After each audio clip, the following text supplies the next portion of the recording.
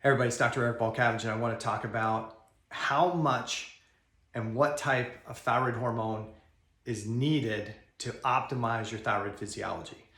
I hear a lot of discussion about optimizing thyroid physiology. We got to give the person enough thyroid hormone to optimize their physiology. We hear the same things with sex hormones. We got to give them sex hormones to optimize their physiology, and then we can get busy addressing what's causing the problem. And I think this is a bad strategy. So how much thyroid hormone do you need? What type of thyroid hormone do you need to optimize it? And what does that actually mean? First thing I need to say is I don't prescribe medication. I always work with the prescribing physician to help them do what's best for the client. My personal belief is that you should take, if you need to take thyroid hormone replacement therapy, that you take as little as you need. And what we should be trying to do is not manipulate labs, but optimize the conversion of T4 to T3 at the cell level by reducing whatever creating a cell stress or cell danger response.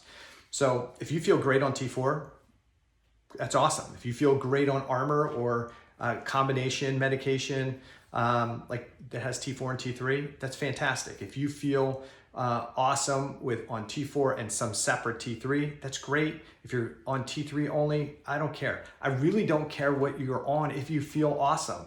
But if you don't feel well and you're struggling with trying to manipulate values, with trying to find the special secret optimized dose of T4 and T3, you're missing the point. Your physicians are missing the point. In those situations, it's not about how much T4 and T3. It's not about that special dose. It's about what's causing the cells and tissues to not utilize that thyroid hormone in a homeostatic mechanism. So the body operates in one of two states. It's either in homeostasis, meaning low stress state. We make all the energy that we need to do to run all the systems in the body. In that situation, T4 converts appropriately to T3, regardless of whether you have a thyroid gland or you're on thyroid medication. And then we have allostatic regulation, which means that the body's under excessive stress. There's a down regulation of normal metabolism and an up regulation of cell defense. And in that situation, we should expect a decrease to conversion of T4 to T3, whether you have a perfectly functioning gland, whether you're on thyroid medication T4, even if maybe you're on some level of T3 medication. This is an adaptive change. It's not broken physiology. It's an adaptive change. So trying to force the numbers into range doesn't change what's happening at the cell and tissue level. Just like if you have high blood pressure and you take a blood pressure medication, you've changed the blood pressure that you're measuring, but there's still something, the thing that caused the elevated blood pressure is still there. And for many people, that's why, they're on a blood pressure medication for a while and then they need a stronger dose and a stronger dose, or they need to add another form of blood pressure medication because nobody addressed the actual root cause. They're just manipulating lab values. And yes, in the short term, that may make a person feel a little bit better and make them feel a little bit safe, and they're in a safer position. But that's management. It's not addressing the root issue. And in functional medicine, we should be helping you addressing the root issue. So let me go through a client. It's labs that I went over. New client to me.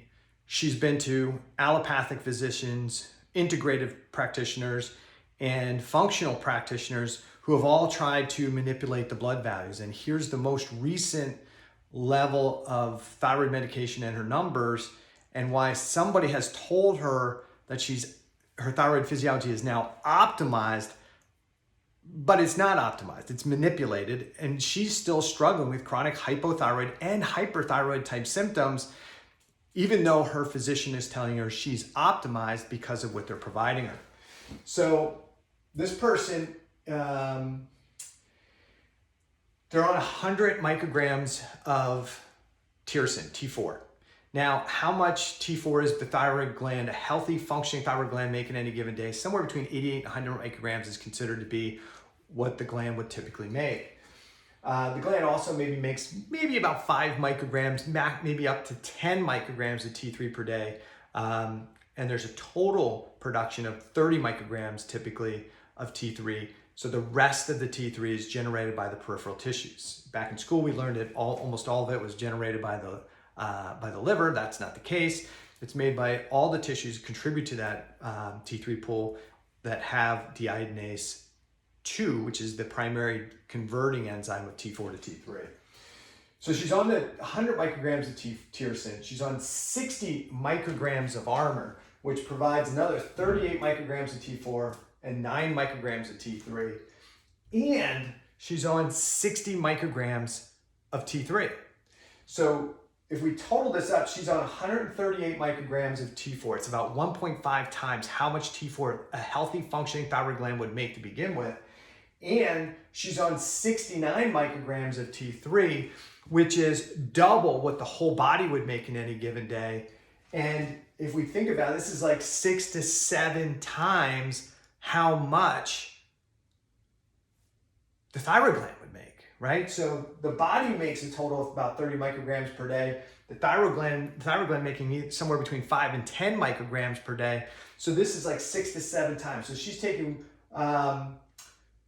1.5 times the amount of T4 that the body would make, 2 times the production of T3 the body would make in any given day. She's way over medicated, okay, in my opinion.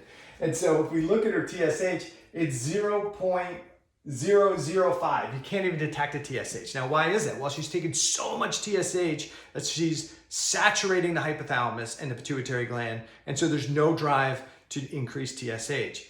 What's the benefit of this? Is there a plus side, a minus side? Listen, I guess if you're worried that the thyroid gland is diseased and you suppress TSH, then the thyroid gland doesn't need to do anything, and it'll go into atrophy, okay? But there's other functions of TSH that are really important. We don't have time for it in this video, but she's taking so much that's going to suppress it. Now, one of the things that's important, when the hypothalamus is saturated with thyroid hormone, it upregulates the sympathetic nervous system, which then creates a downregulation of the parasympathetic nervous system. And this is a person who's got anxiousness, anxiety, reduced gut function. I wonder why. Well, if you're upregulating the sympathetic fight or flight response and you're downregulating the parasympathetic sleep response, digestive response, repair response, yeah, you're not going to probably feel too good. So is this a good strategy in my opinion? Probably not. Her free T4 is 1.09, which most people would say is within the optimal range of 1 to 2. And free T3 is at 4.3. And the people that really like to use T3, especially doses like this, think that somewhere above 4 is probably more appropriate. But typically you'll see in a functional range somewhere between 3.4, in a lab reference range, you'll see free T3 can go down as low as 2.0. And the person's also been told that they still have high reverse T3, and this might be blocking T3 from working, but technically it's not true. Reverse T3 doesn't really block T3 from working.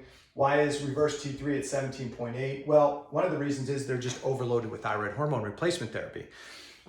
So the question becomes, why would somebody need this amount of thyroid hormone to get the blood value to this level? Well, I think the first thing you have to ask is, do they have a malabsorption issue, right? That they're not absorbing the hormone appropriately. But it does look like there's plenty of T4 and T3 hitting the hypothalamus and the pituitary gland. Obviously, one of the reasons is they're highly dependent on the amount of T4 and T3 at this point because they totally shut off the gland. They likely have a malabsorption issue, and based on the person's history, I already know they do. They're on 4 or 5 things for chronic gut issues. And the other thing that we have to take into consider is there high binding globulins that prevent a lot of the T3 from becoming, or T4 and T3 from becoming free. And when T4 becomes free, it can be converted to T3. Is that what's happening here? I don't know. She's taken 2 times the amount of T3 that anybody would take in any given day. And reverse T3 is actually elevated for somebody who is on anti-inflammatories and immune suppressants. So it's at 17.8, still higher than a lot of people who prescribe a lot of T3 would like to see. So when you look at her history, could she have high binding globulins? Well, the test that we typically look at is T3 uptake. That wasn't done. Total T4, total T3, those weren't done. Free T3 to free T4 to look at the tissue status can't be done because it's an invalid marker because the person's on massive amounts of T3. We're not actually measuring what the tissues are making. So when we look at her sex hormone binding globulin, it is elevated. And I'm going to finish this in part 2.